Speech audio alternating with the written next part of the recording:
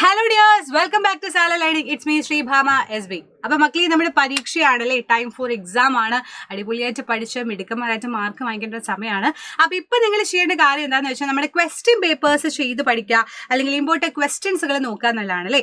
So ഇന്ന് miss വന്നിട്ടുള്ള വളരെ ഇമ്പോർട്ടൻ്റ് ആയിട്ടുള്ള കുറച്ച് ക്വസ്റ്റ്യൻസുകൾ നിങ്ങൾക്ക് വേണ്ടി പറഞ്ഞുതരാൻ വേണ്ടിയിട്ടാണ്. സോ നമുക്ക് നോക്കാം. ഫസ്റ്റ് വൺ, കാന്തിക വസ്തുക്കൾക്ക് അല്ലെങ്കിൽ അകാന്തിക വസ്തുക്കൾ എന്നാൽ എന്ത്?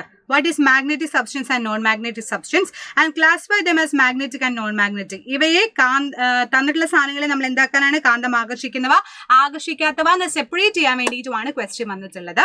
അപ്പൊ നമ്മൾ എന്ത് ചെയ്യണം? ഈ സാധനങ്ങൾ നമ്മൾ സെപ്പറേറ്റ് ആക്കണം. നോക്കാം അല്ലെ നമുക്ക് എങ്ങനെയാണെന്ന്. എന്താണ് മക്കളെ കാന്തവസ്തു, കാന്തിക വസ്തു പറഞ്ഞാൽ? കാന്തം നിങ്ങൾ കണ്ടിട്ടില്ലേ? മാഗ്നറ്റ് എല്ലാവരും കണ്ടിട്ടില്ലേ? മാഗ്നറ്റിനെ അട്രാക്ട് ചെയ്യുന്നത് അല്ലേ. ഇപ്പൊ മാഗ്നറ്റ് ഇങ്ങനെ കൊണ്ടുവന്ന ഈ സാധനം ഇങ്ങനെ കൊണ്ടുവന്ന് അട്രാക്ട് ചെയ്യണമെങ്കിൽ അതിനെയാണ് നമ്മൾ കാന്തിക വസ്തു അല്ലെങ്കിൽ മാഗ്നറ്റിക് സബ്സ്റ്റൻസ് എന്ന് പറയാം. ആകർഷിക്കാത്ത വസ്തുക്കൾ ഉണ്ട് അല്ലെ, അതിനെ നോൺ മാഗ്നറ്റിക് അല്ലെങ്കിൽ അകാന്തിക വസ്തുക്കൾ എന്നാണ് നമ്മൾ പറയാം. എന്ന് വെച്ചാൽ ഒരു സാധനം ഇങ്ങനെ കൊണ്ടുവന്നിട്ട് അത് ഇതുമായിട്ട് ഒരു ബന്ധവും ഇല്ലാത്ത പോലെ നിൽക്കുകയാണെങ്കിൽ അത് അകാന്തിക വസ്തുവാണ്. സിമ്പിൾ ആണ്. കാന്തം ആകർഷിക്കുന്നു, ആകർഷിക്കാതിരിക്കുന്നു അല്ലെ. അപ്പൊ substance attracted by magnet are called magnetic substance and those not attracted are known as non magnetic substance. അതിൽ ഇരുമ്പ്, നിക്കല്, കൊബാൾട്ട്, ഉരുക്ക തുടങ്ങിയിട്ടുള്ളതൊക്കെ കാന്തിക വസ്തുവാണ്. അയേൺ, നിക്കല്, കൊബാൾട്ട്, സ്റ്റീലൊക്കെ മാഗ്നറ്റിക് സബ്സ്റ്റൻസിനുള്ള എക്സാമ്പിളുകളാണ്. സെറ്റ് അല്ലേടാ? റെഡി അല്ലേ? ഇനി നമ്മളോട് ചോദിച്ചത് കാന്തം ആകർഷിക്കുന്ന വസ്തുക്കൾക്കുള്ള എക്സാമ്പിൾസ് ആണ്. നിങ്ങൾക്ക് ഏത് വേണേലും എഴുതി വയ്ക്കാം. ഞാനിവിടെ പിന്നെ മുട്ട സൂചിയാണ്, ബ്ലേഡാണ് വെച്ചിട്ടുള്ളത്.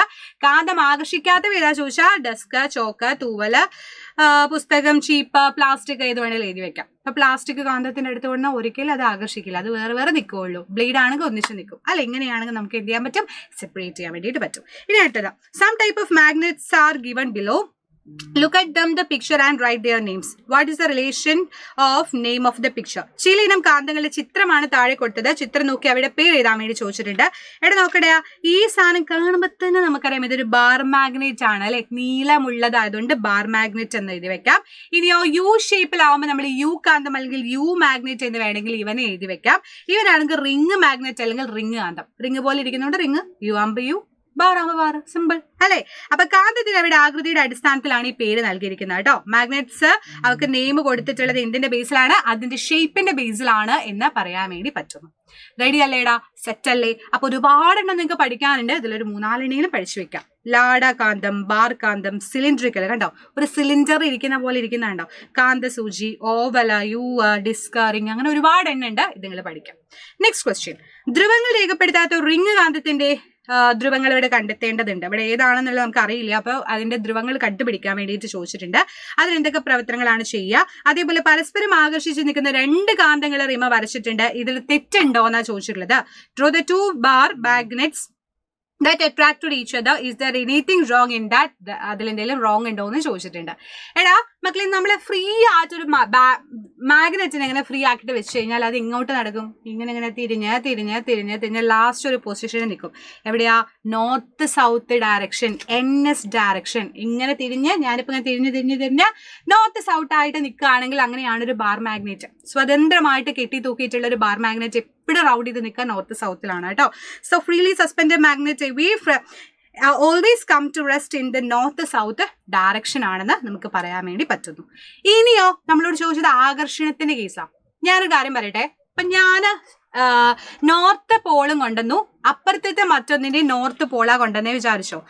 2 നോർത്ത് സൗത്ത്, ഒരു കാന്തത്തിന് 2 സൈഡ് ഉണ്ട്, നോർത്തും സൗത്തും ഉണ്ട്. അപ്പൊ ഈ നോർത്തും ആണ് കൊണ്ടുവന്നെന്നുണ്ടെങ്കിൽ ഇങ്ങനെയാ നിൽക്കാം. കാരണം അവർ റിപ്പൽ ചെയ്യാണ് ചെയ്യുക, വികർഷിക്കുകയാണ് ചെയ്യുക. അതേ സമയത്ത് ഒരു മാഗ്നറ്റിന്റെ നോർത്തും മറ്റേ സൗത്തും ആണ് കൊണ്ടുവന്നെങ്കിൽ എന്ന് പറഞ്ഞാൽ അവരെ ആകർഷിക്കുകയാണ് ചെയ്യുക. റെഡി അല്ലേ? അപ്പൊ അട്രാക്ട് ചെയ്യുന്നതുകൊണ്ട് റിപ്പൽ ചെയ്യുന്നതുകൊണ്ട് ഒരേപോലെയുള്ള നോർത്തോ സൗത്തോ വന്ന എന്ത് ചെയ്യും? അവർ പരസ്പരം വികർഷിക്കും. അല്ലാത്ത നോർത്തും സൗത്തും ഓപ്പോസിറ്റ് ഡയറക്ഷൻസ് ആണെങ്കിൽ അവർ ആകർഷിക്കുകയാണ് ചെയ്യുക. റെഡി? അപ്പൊ ഇതാണ് മെയിൻ ആയിട്ട് നിങ്ങൾ പഠിക്കേണ്ട കേസ്. നോർത്തും സൗത്തും ആണെങ്കിൽ അട്രാക്ട് ചെയ്യും, അതുപോലെ നോർത്തും സൗത്തും ആണെങ്കിൽ അവർ റിപ്പൽ ചെയ്യാണ് ചെയ്യുക. അപ്പൊ കാന്തത്തിന്റെ ഒരേ തരം ധ്രുവങ്ങളെ നമ്മൾ സജാതീയ ധ്രുവങ്ങൾ അല്ലെങ്കിൽ ലൈക്ക് പോൾസ് എന്നാ പറയാം. രണ്ട് ഒരേപോലെ പെണ്ണെന്നും വന്നാൽ ഇപ്പൊ എന്നെ പോലെ വേറെ ശ്രീഭാമ മിസ്സും വന്നാൽ നിങ്ങൾക്ക് ആരാതെ തിരിച്ചറിയാൻ പറ്റില്ല. നമ്മൾ ക്ലാസ് എടുത്ത് ആരെ എന്താ ക്ലാസ് എടുക്കുന്നതെന്നൊന്നും അറിയില്ല. അതുപോലെ നോത്ത് എന്ന് വെച്ച് വന്നു കഴിഞ്ഞാൽ അവരെന്താണ് ലൈക്ക് പോൾസ് ആണ്. അവര് എന്ത് ചെയ്യും, പരസ്പരം റിപ്പൽ ചെയ്യാണ് ചെയ്യുക. അതേപോലെ ഓപ്പോസിറ്റ് ആയിട്ടുള്ള പോൾസുകളാണ് വന്നതെന്ന് വിചാരിച്ചോ, വ്യത്യസ്ത തരമായിട്ടുള്ള ധ്രുവങ്ങൾ ഉണ്ടെങ്കിൽ അതിനെ വിജാതീയ ധ്രുവങ്ങൾ അല്ലെങ്കിൽ ഓപ്പോസിറ്റ് പോൾസ് അല്ലെങ്കിൽ അൺലൈക്ക് പോൾസ് എന്നാണ് പറയാം. അപ്പൊ ഈ ലൈക്ക് പോൾസ് ഒരേപോലെയുള്ള പോൾസുകൾ വന്നാൽ റിപ്പൽ ചെയ്യും, ഒരേപോലെയുള്ള ശക്തികൾ വന്നാൽ റിപ്പൽ ചെയ്യും. എന്നാൽ ഓപ്പോസിറ്റ് ആയിട്ടുള്ള രണ്ടാളുകൾ, മിസ്സിന്റെ ഈ കൈയും ഈ കൈയും രണ്ട് ഓപ്പോസിറ്റ് ഇങ്ങനെ വന്നു കഴിഞ്ഞാൽ ഒരു കുഴപ്പമില്ലാതെ നിൽക്കും അല്ലെ. ഇതേപോലെയാണ് അവരെന്ത് ചെയ്യുക, ആകർഷിക്കുകയാണ്, അട്രാക്ട് ചെയ്യുകയാണ് ചെയ്യുക. റെഡി അല്ലേ? സിമ്പിൾ ആയിട്ട് നിങ്ങൾ പഠിക്കുക. എക്സാമിന് എപ്പോഴും ക്വസ്റ്റ്യൻസ് ചോദിക്കുന്ന പോർഷൻസ് ആണിത്. അപ്പൊ അടിപൊളിയായിട്ട് സെറ്റ് ആയിട്ട് എന്റെ മക്കൾ പഠിക്കുന്നത് വിചാരിക്കുന്നു. അപ്പൊ സെറ്റാക്കുക, റെഡിയാക്കുക, എക്സാം നന്നായിട്ട് എഴുതാം കേട്ടോ. Thank you so much. Bye. Serious by.